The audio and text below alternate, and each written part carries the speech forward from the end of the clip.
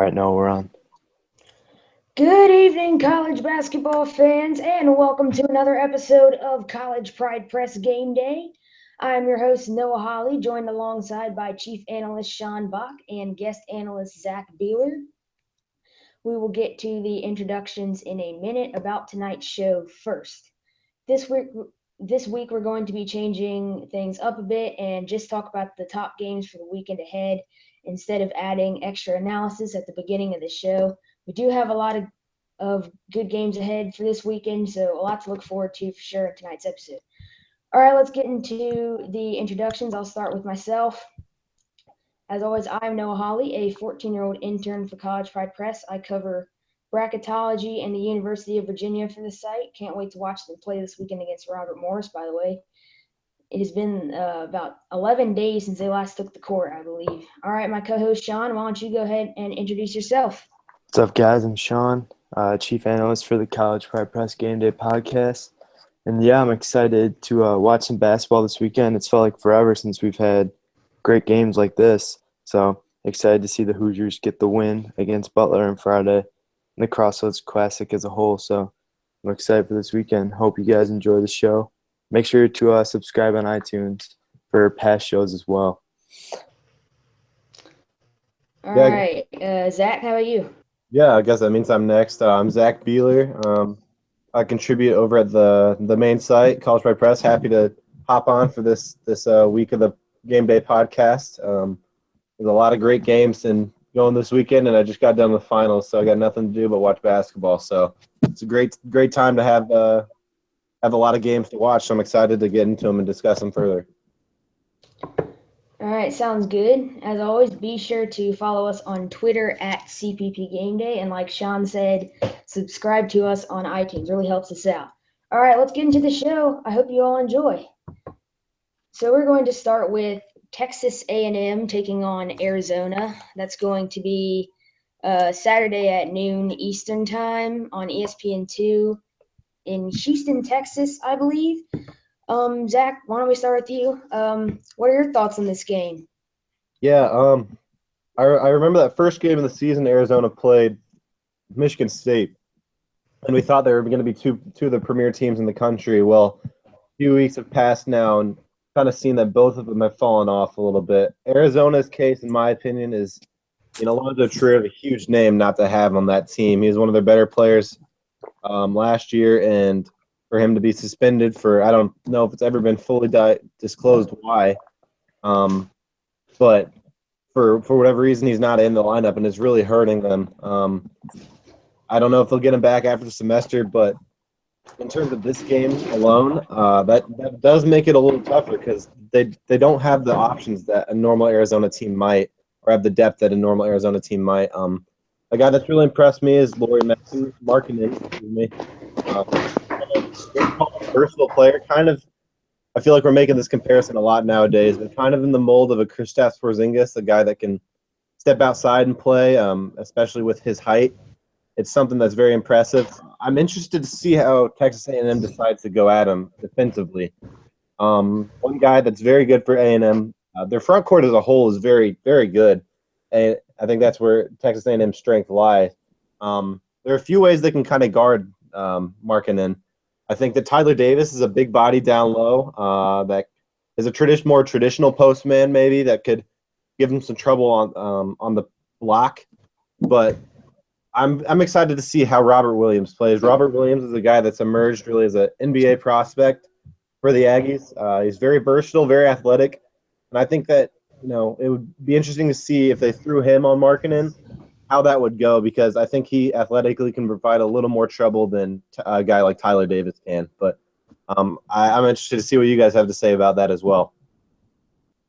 All right, we'll get to you in a second, Sean. I would like to point out quickly to you, Zach.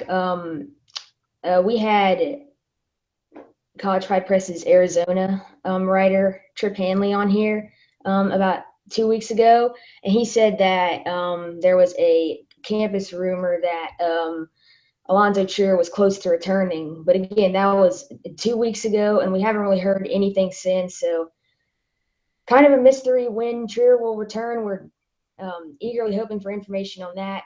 But yeah, let's get to you, Sean. Well, as far as resume goes and building for the NCAA tournament, this game is a lot more important for Arizona than Texas A&M. Uh, like Zach said, their really only quality win this year was against Michigan State, and they're ranked 43rd in the country according to KenPom. Then they've lost to teams like Butler and Gonzaga, which were both close games, and those could have been big resume builders. But other than that, they haven't beat a team. They haven't played a team that's better than 100 in the ranking. So if they can get that win at Texas A&M or against Texas A&M, which I think they will, that'll definitely be a big boost for them. And then they go into conference play after the game against New Mexico on Tuesday. So that will be a definite big boost and help them get some momentum going in to Pac-12 play. And the guy I really like for Arizona is Raleigh Alkins. I saw him play against Grand Canyon a little bit last night.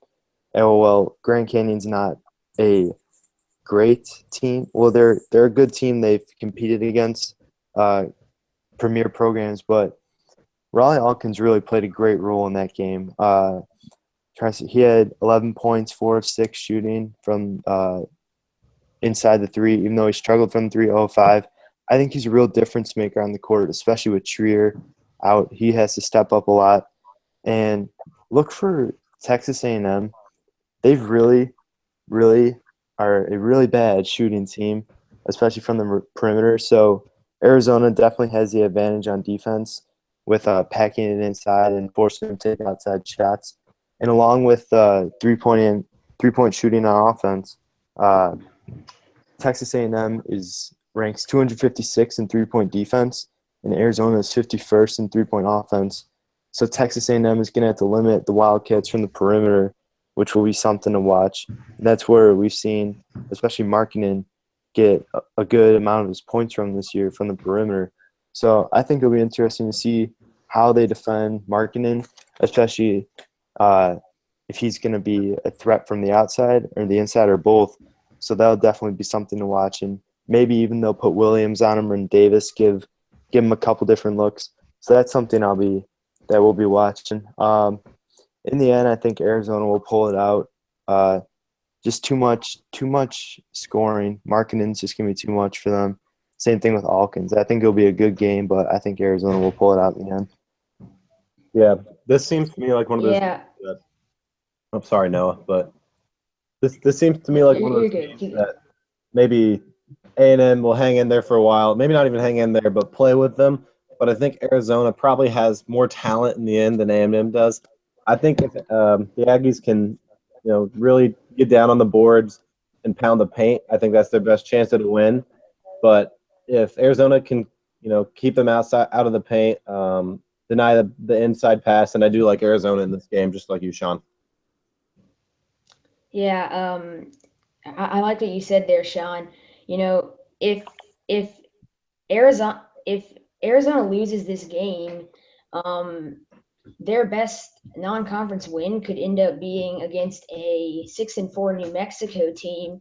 And I mean, the Pac-12 is good, but as you've seen, the best team in that conference was supposed to be Oregon, and they have not lived up to the preseason hype this year. So, this is a huge game for Arizona, not only to get to get some momentum back, but this is a team that has a really um, at the moment, and this is really one of their biggest chances to get a good win in this season. All right, I have a quick question for you, Zach. Who do you think is the most important player on this Arizona team in ensuring that this team doesn't fall too far in Alonzo Trier's absence? That is a good question. I think it's easy to put that on Markkanen. But the thing is that you kind of have to remember is these are just freshmen that are used to obviously being the best player on their team and probably against the competition. They're used to being the best. So from that regard, I'm going to kind of put it on Kadeem Allen. He's a senior. He's been there 4 years now. Knows how the program works. I think especially since Alonzo Trier is gone, I think it's got to be him that kind of puts the team not necessarily on his back, but becomes the emotional leader of the team that says, "Yo, we got to kick it in gear." Barking at guys when he has to. I don't necessarily think it's fair to put that on a freshman. I think it's got to be Kadeem Allen that, maybe not the most talented guy on the team, but definitely takes that leadership role there. Yeah, that's a great point. Personally, I would agree with you and say that it's Kadeem Allen because, I mean, somebody's got to step up for this Arizona team, and so far that guy has been Kadeem Allen. And you know what? You're right. I mean, he's not the most talented player on the team, but he is doing a good job so far, stepping into that leadership role. All right, let's get to you, Sean. Who do you think is the most important player on this Arizona team? Well, I'm not going to disagree with you guys either because Kadeem Allen, oldest guy on this team. Um, what is it? They start 3 freshmen and Yeah. junior and then him. So, yeah, he's definitely the leadership guy for sure. He knows what he's doing, knows how to calm his team down. He's been there before, especially with these young, talented freshmen. Sometimes they can get a little ahead of themselves and get a little what's the word I'm looking for? Excited and get ahead of themselves and play not within themselves. So definitely him as a team leader, like we saw at the beginning of the year when he hit that layup against Michigan State to win the game. Just the way he was so poised to take that layup and finish it and take the final shot really explains the kind of experience and leadership qualities he has. Yeah, definitely agree with you guys there. All right, so we're going to get to the next matchup that we're going to be previewing in tonight's episode. That's going to be the first matchup in Saturday's Crossroads Classic. It's going to be a lot of fun this weekend. We have Notre Dame taking on Purdue and Butler taking on Indiana in Bankers Life Fieldhouse. Pretty cool event. We're going to start with Notre Dame taking on Purdue. That's going to be Saturday at 2 p.m. Eastern Time on ESPN2. Sean, let's start with you. What are your thoughts on Crossroads Classic Matchup 1? Well, this is a really interesting matchup. They have both these teams have very uh, different, I would say, lineups, like size wise and uh, just like talent wise, I guess. Um, well, the thing for Purdue is they really had to use their big men in here uh, in this game. The tallest starter for Notre Dame is 6'8", VJ Beecham, and other than that, looking at their lineup, they don't really play much guys besides him that are taller than him or have anyone on their roster. So definitely getting the ball inside to the big men, Haas and Swanigan, will be a key for Purdue. And then the key for Notre Dame is they're the best free throw shooting team in the country. And as we've seen in the past, Purdue has an issue, especially Haas and Swanigan, with foul trouble, especially Haas. And so if Notre Dame can use their quickness and wit to get into the lane and make the big guys foul them, I think Notre Dame will have a great advantage in this game because, like I said earlier, they're the best free throw shooting team in the country, and they're pretty versatile. They're very quick, and the Purdue bigs are prone to fouling out or getting into foul trouble early, so it's definitely something to look out for. And then a thing for Purdue, this is kind of a second option. Watch out for the guards, Dakota Mathis and Ryan Klein, as they're shooting a combined 43 of 75 from three-point land this year, which is good for roughly 57%, which is absolutely ridiculous. So Notre Dame has to be able to track those guys whenever or always and make sure that they're targeting them, especially if the big guys they're putting too much of a focus on the big guys and those guys can just kick it out to the shooters, and we know how that will end up. So I think this game is all going to depend on how Purdue will be able to sit down and guard ND, and especially Bonzi Colson, who's just been an absolute animal this year for the Irish. So in the end, I think Notre Dame's going to pull out a small victory, maybe 2 or 3 points, but I think Purdue's going to they're going to be up most of the game, and I think Notre Dame's just going to find a way to pull it out in the end. All right, Zach, I know you're a pretty big Purdue guy. Let's get to you on this one. Yeah, it's a pretty interesting matchup for me. Like Sean alluded to, there's clear different matchup styles. Purdue tends to go with the traditional 1 through 5, whereas Notre Dame, like you said, tallest player 6'8", the kind of positionless, I guess you could say, to an extent. Uh, the one thing I'm going to look out for is how well both teams execute offensively. Like Sean said, Purdue's got some great shooters. They're actually fifth in the country in three-point shooting right now, which is pretty dang good considering a lot of their offense comes from inside. And then Notre Dame is top 10 in offensive efficiency. So it could be a fun game to watch, and watching both offenses go at it. One thing that I'd say for Purdue is they need Vince Edwards to show up. He was very good last year. Declared for the draft, ended up coming back. Hasn't really looked the same this year. He's just looked kind of off. Matt Painter, the coach, has put him to the bench these past few games, and I think it's looked a lot better.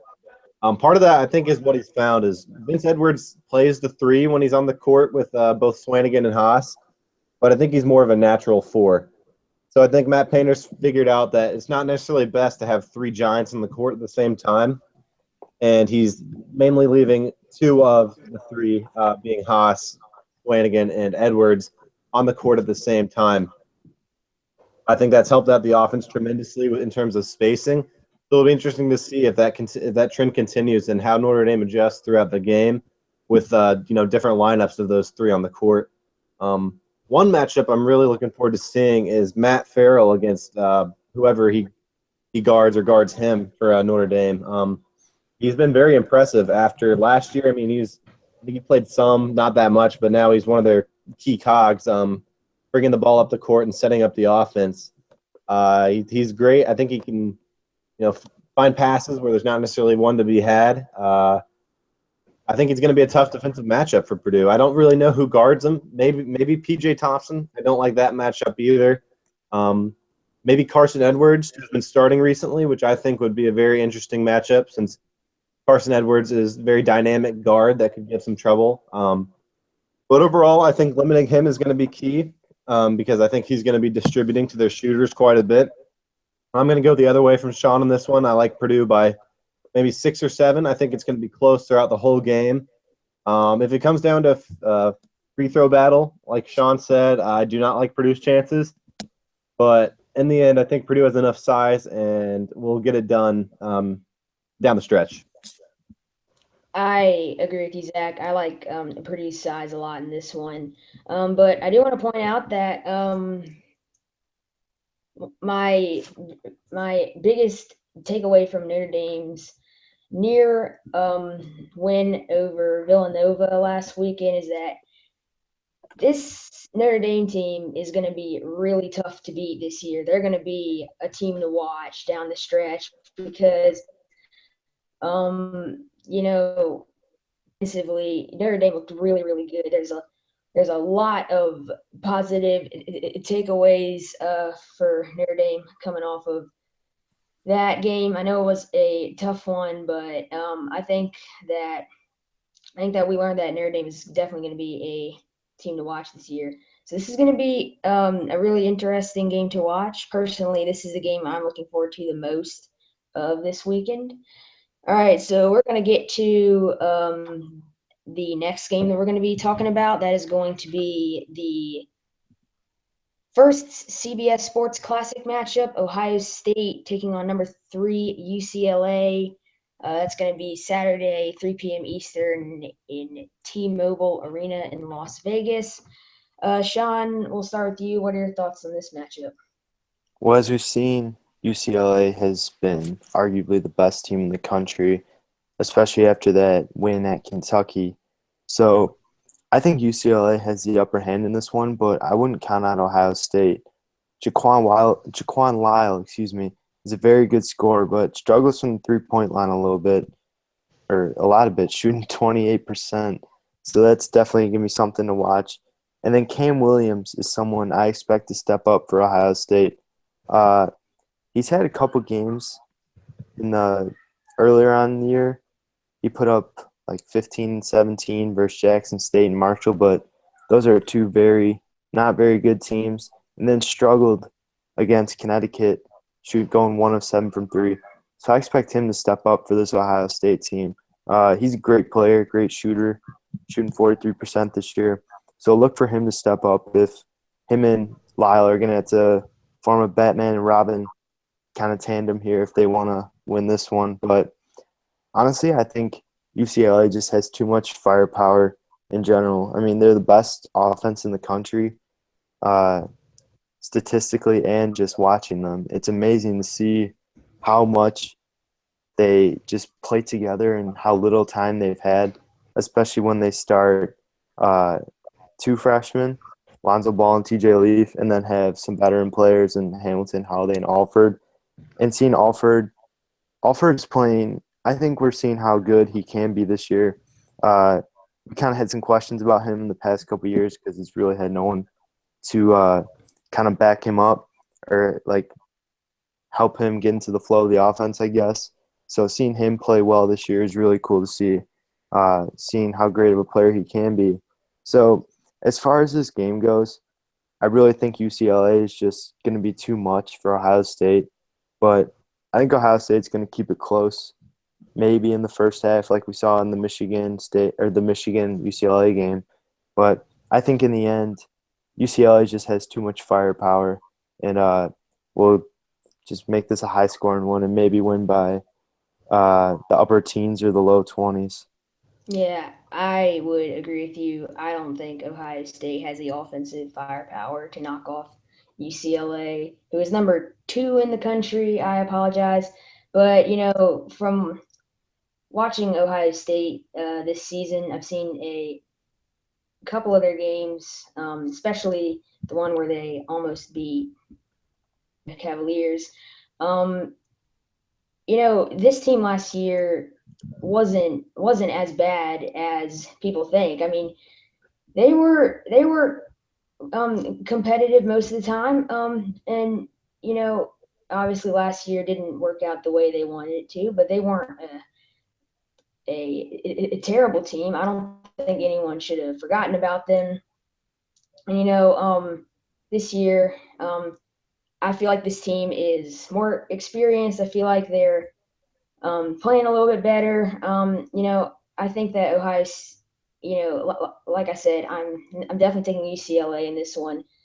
But from watching Ohio State, especially with Trevor Thompson, he's a guy that looks really good for them. Jay Tate as well. I feel like I feel like Ohio State is going to be an interesting team to watch down the year. I'm very curious to see how they turn out. But yeah, let's get to you, Zach. Yeah. So I kind of agree with you. I think UCLA will end up having too much, especially after watching that Kentucky game. I didn't think anyone was going to be able to run with Kentucky and beat them this year, and they walked right into Lexington and walked out with a win doing just that. So I think I underestimated UCLA a little bit beforehand, but they have my full attention now. Lonzo Ball's the real deal. I think he's been extremely efficient, especially for a freshman with putting up that kind of numbers. I don't exactly know who Ohio State throws at him. Maybe Jaquan Lyle. I don't think he's that good a defender, so that could easily be problemsome for them. I think Ohio State's best chance to win this one is just going to be keeping this tempo as slow as possible. Like I said, I just don't think they have the talent to run with them. Maybe if they can slow it down, enjoy a good shooting day, and maybe an off day by UCLA. I don't think that they're necessarily outmatched that much that they can't win a game like that. They did almost walk away from Virginia with a win, as I'm sure no one knows. But um, it's a game that I'd expect UCLA to pull away in the end. One matchup I really am looking forward to is TJ Leaf against Jay Tate. Both are very skilled big men. Um, Tate's one of my favorite players to watch in the Big Ten. Just watching him work down low, his skill set is pretty not unique, but something that's fun to watch. TJ Leaf, kind of very skilled as well. So I'm interested to see them go at it and see how they do against each other. But in the end, I expect UCLA to walk away with the win. Yeah, Ohio State has shown a lot of grit this year, though, and I think that they have a better chance to beat UCLA than Michigan did. But we'll see how that one turns out. All right, let's get to the next Crossroads Classic game. That's going to be number 18 Butler versus number 9 Indiana. That is Saturday at 5 p.m. Like I said, also at Bankers Life Fieldhouse in Indianapolis. Sean, let's start with you. What are your thoughts on this game? Well, whenever Indiana plays an in-state opponent at a neutral site, I always get nervous. Even before the IPFW game, whenever Indiana plays a good in-state team, you know the team's always going to have a chip on their shoulder and looking to knock off the Hoosiers because, I mean, most of those guys are under-recruited players that didn't really get recruited by Indiana that much and wanted to prove how good they really are. But back to the game, I really think Indiana, with the OGN and Obi coming back, I heard he's practiced well this week, so that's gonna be huge for them, especially in guarding Kalon Martin, who's been a really good player for Butler this year. As a freshman, or no, not as a freshman, excuse me. Yeah, I think just in general, OG coming back is really gonna is really gonna be huge for Indiana because he's gonna have to guard Martin, especially who's been great for Butler this year, and I really think that a matchup to watch is going to be Thomas Bryant versus Charbaz, I think how you say his name. Like Travis. Yeah. Travis, something like that. Well, Bryant has the definite height advantage, but Travis is a really scrappy player and a really good player inside. And we've seen in games in the past that Bryant has struggled with that and keeping his composure against stronger players that kind of more experience. He's really struggled with that. And then maybe even we'll see Deron Davis. If Bryant gets into foul trouble, Deron Davis will come in, get a couple minutes, and that'll maybe help out the Hoosiers. But in general, I just think I really don't know with this game. It's kind of 50-50 for me. I mean, I'm biased. I think Indiana will win, but if I wasn't a fan of either of these teams, I think it'd be 50-50. I really don't know matchup-wise how each team stacks up. I know that Butler's not too deep in their bench, and Indiana's pretty decently deep. But in the end, I don't even know if I can give you a prediction on this game. I think it's just going to be – I'm just going to be a little biased here and take Indiana by 2. But I just think Indiana – it's going to be a really tough game for them for sure. They're 314th in turnovers on offense, and Butler's 23rd on defense in turnovers. So that's going to be something to look out for as we've seen Indiana struggle not only this year but in past years with really good defenses and turning the ball over. So that'll definitely be something to watch. Yeah. Hopefully this Indiana team can Yeah. claw the W. Yeah, like I said before, I really don't know. Don't really know if I can make a prediction. Yeah. Unlike the first game in this Crossroads Classic, which is somewhat of a mismatch. You have Notre Dame with outside scoring, Purdue with their giants inside. But These teams are like almost identical. Yeah, identical. They match up really, really well. I don't know. This one's going to be really interesting to watch as well. I'm really excited for this Crossroads Classic. Let's get to you, Zach. Yeah, Thoughts on this?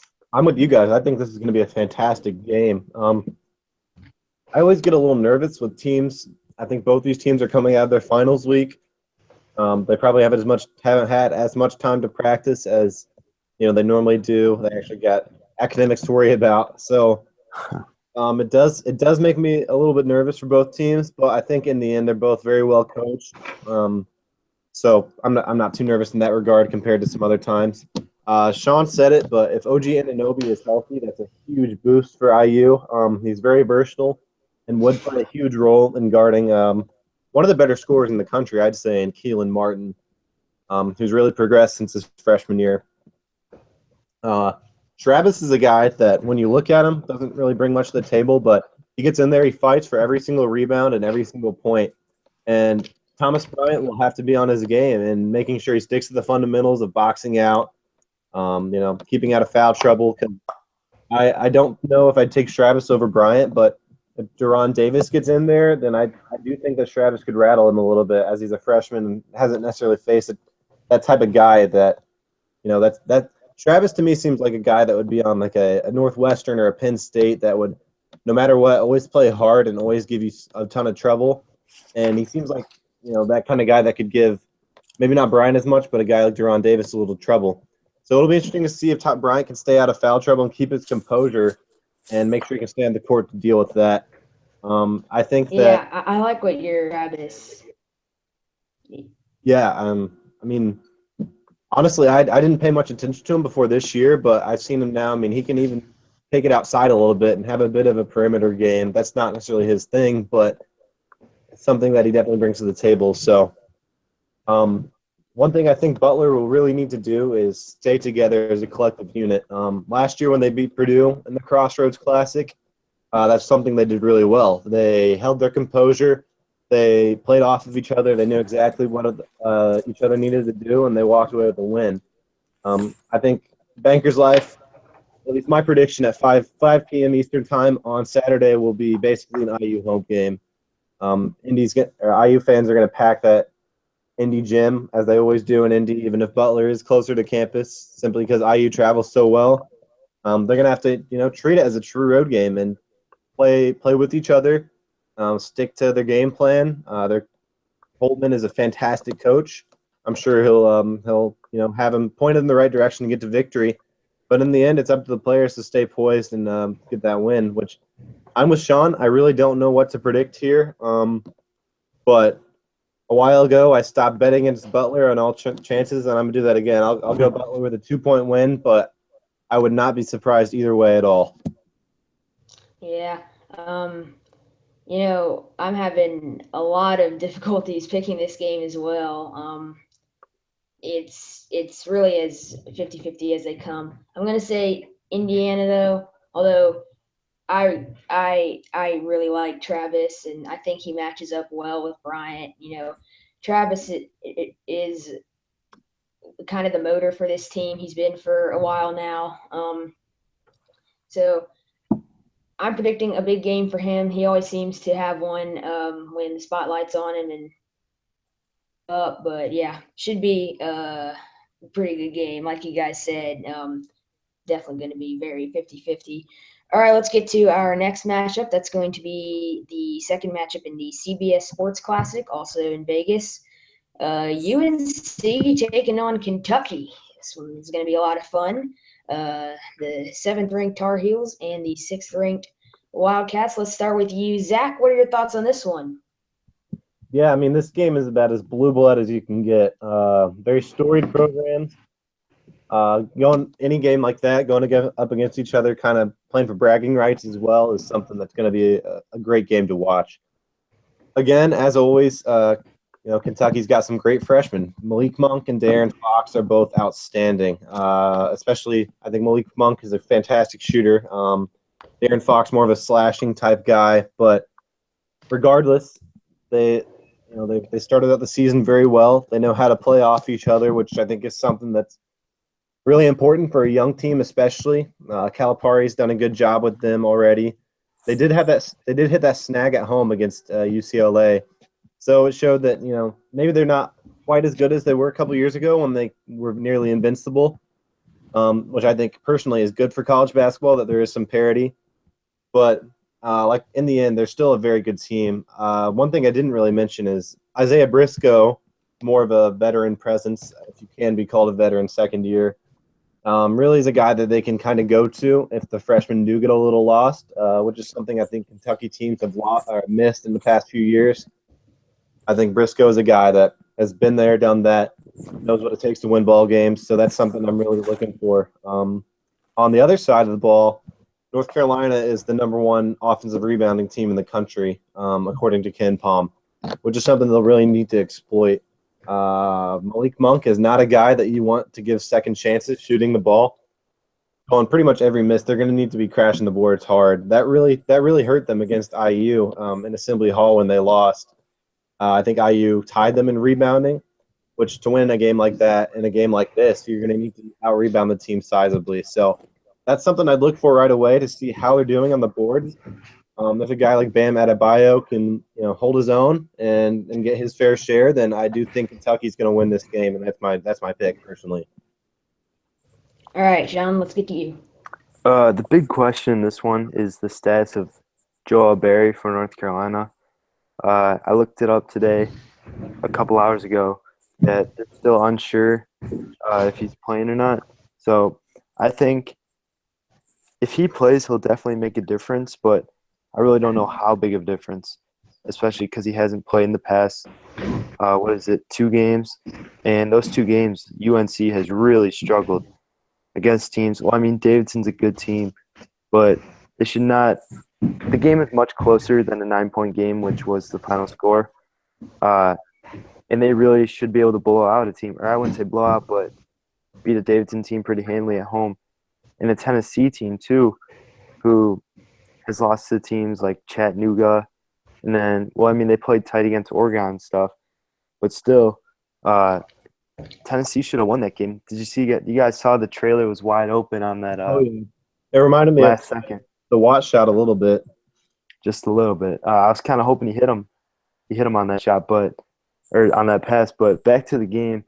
Yeah, I mean, if I mean, the matchup down low is something that is even for both teams, but the guard play, Kentucky has a huge advantage. Malik Monk and De'Aaron Fox have been playing really well together, along with Briscoe, like Zach said. So I think in the end that the guard play is just going to be too much with Kentucky, and especially if Joel Berry can't come back. I really don't know how close this. Well, I mean, it'll be a good game, close game, but I think Kentucky's just going to have their way with North Carolina, maybe get a 10, 15-point win. All right, Sean, who do you think will have the bigger game in this one? Kennedy Meeks or Bam Adebayo? Oh, that's a good question. Well, Such a good matchup. I'm those excited guys for are it. both ginormous. Mm-hmm. I think Kennedy Meeks is going to have the advantage in this one. I don't really think Bam has gone against top big men in the country this year yet, and I think that Kennedy Meeks, being the senior veteran that he is, and how much he's improved, is really gonna really show how much he's improved over his college career, and really put Adebayo back in his place. And I think he'll put up like maybe 20, 10, something like that. But Yeah. honestly, I think it only matters that who's going to win. I think Kentucky will win this one. All right, I'm going to ask the same thing to you, Zach. Who do you think has a bigger game, Meeks or Bam? Yeah, I've always been a fan of Kennedy Meeks. I think he's improved a lot throughout his college career. So I'm going to stick with him. I agree with Sean. I don't think Bam Adebayo has faced as good of people as Kennedy Meeks has throughout his career. I think Meeks is more refined down low. I don't think he brings quite the same athleticism that Adebayo does, but in the end, I think his skill level and his pure rebounding ability will allow him to get the job done. But I don't think it's going to be any far and away a much better performance than Adebayo. But I do think that when you look back at the game, you'll see that Meeks maybe got the best of him. Yeah, I figured you guys would say Meeks. Just checking in on what should be a really fun matchup to watch there. We're going to get to the final game that we're going to be talking about tonight, and that's going to be the first game that we have talked about this season that hasn't been a matchup of 2 ranked teams, or I should say that hasn't been a matchup with a ranked team playing in it. That's going to be Dayton taking on Northwestern. The reason we were going to do this game is because we were going to have Alex Handorf, collegepridepress.com's senior writer, on there. He couldn't make it, unfortunately. Super senior writer. Yeah. Yeah. Like 56 years old. We're not sure. But we're gonna talk about that one anyway. Should be a pretty fun one to watch. It's gonna be the State Farm Chicago Legends Classic or something like that. It's going to be Saturday at 7 p.m. Eastern Time and at the United Center in Chicago. Let's start with you, Sean. What are your thoughts on this one? Well, like we were talking about earlier, uh, it's never too early to get a couple nice wins on your resume for the NCAA tournament, and this one is a big one for both teams. Uh, Northwestern has not beat a team ranked in the top 50 according to KenPom this year, and Dayton is 39th in the country. So if Northwestern can get this win, I think it's good momentum, especially come conference play, where it's gonna be a little tougher to get some wins. Even though I'm not saying this Dayton one will be a easy game, I think it'll be a close game. But Northwestern definitely should come into this game with a chip on their shoulder, and if they want to get into the NCAA tournament, this is gonna be a huge game for them. The matchup I really like is Bryant McIntosh versus Scoochie Smith, both very good playmaking point guards. Uh, Personally, I've loved Brian McIntosh since he was a senior, or actually a junior in high school. Uh, kind of had a little man crush on him, but he's a great player overall. Uh, when he doesn't try to do too much, that's when he's at his best and letting the game come to him, creating opportunities for his teammates. The same thing with Scoochie Smith, who's been great for Dayton this year. Uh, this one's gonna be huge for Dayton as well. As we've seen, the A10 has kind of disappointed us this year a little bit. We kind of thought they'd be the top mid-major conference, but they've really gone below our expectations so far. So I think not only would this be a great win for Dayton, but a great win for the A10 this year as a whole. With that being said, I haven't seen enough of either team to really give you a expert prediction on it. But as far as I've seen, Northwestern, they just barely beat Chicago State. And yeah, Chicago State at home by 4. And it was kind of a battle the whole way. So I really don't know with either team. Northwestern's kind of been inconsistent this year. They played really well. I mean, they took Butler down to the last possession, and they played a really tight game with Notre Dame. So I think based on schedule-wise and who they played, I think Northwestern has the upper hand uh, against tougher talent. So in the end, I think Northwestern's just going to find a way to grind it out.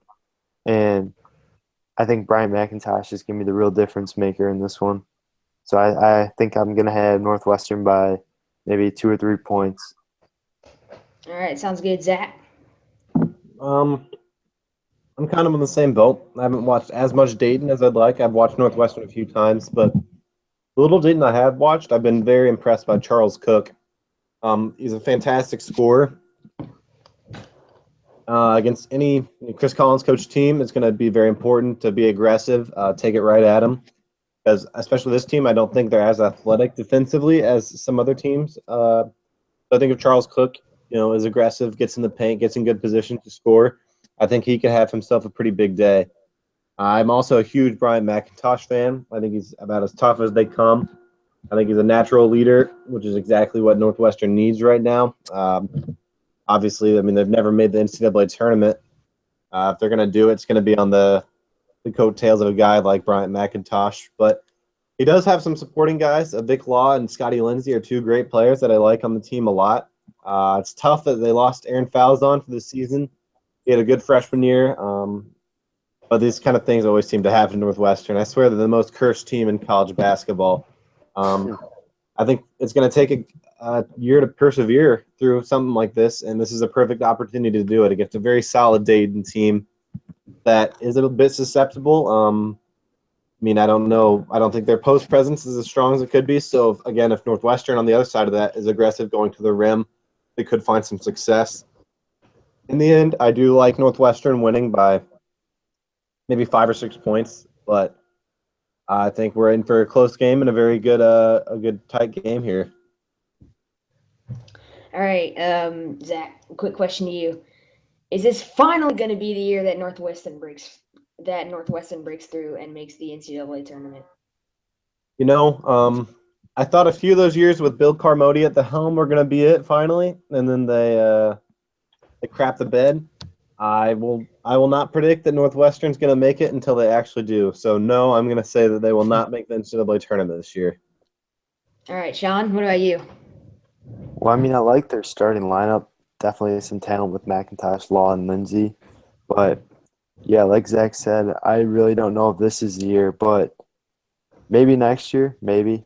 I'm not saying like that as a Cubs fan, oh, next year, but I think next year's the year, to be honest with you, with all those guys coming back. I really don't know. This could maybe be the difference maker in their season.